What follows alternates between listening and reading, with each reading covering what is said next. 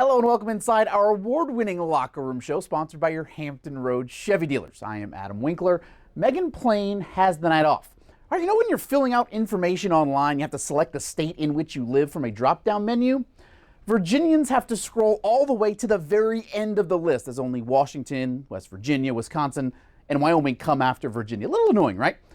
This month, the Commonwealth is again at the bottom of the order, but it has nothing to do with the alphabet. It's merely the ABCs of COVID-19.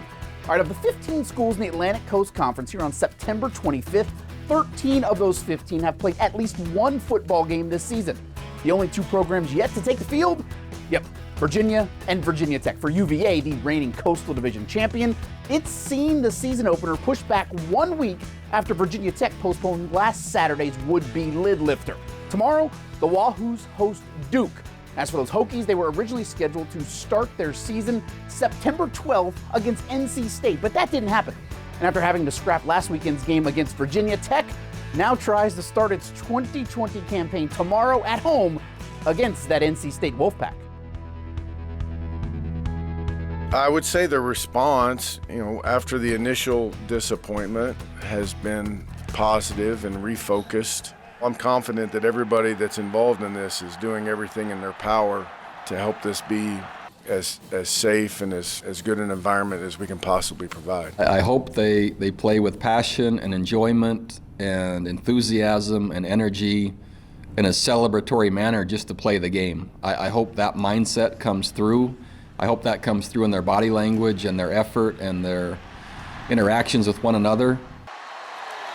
UVA and Duke kick off at 4 o'clock tomorrow in Charlottesville. The Hokies host NC State at 8 p.m. inside Lane Stadium. By the way, last week's scheduled Commonwealth Cup between Tech and Virginia now going to be played December 12th in Blacksburg. Tomorrow, also the start of the season in the Southeastern Conference, America's best and most watched college football league, and as has been the case for 2 decades, News 3 is your home for the best SEC game each week. Tomorrow, we start with the reigning national champions at 3:30, live from Baton Rouge. LSU hosts Mississippi State in its season opener.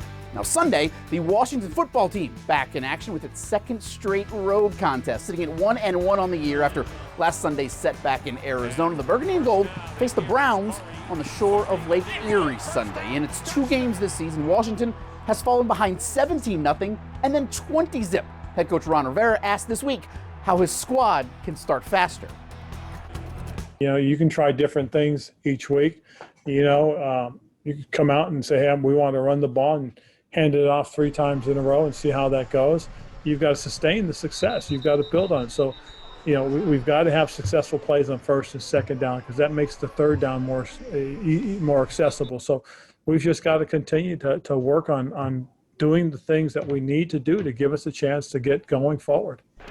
Washington and Cleveland kick off at 1 o'clock Sunday from Ohio. Next Sunday, you can see the Burgundy and Gold right here on News 3 as Washington hosts the Ravens. But this week on News 3, we've got the Steelers on our air again. At 1 o'clock, it's undefeated Pittsburgh hosting winless Houston.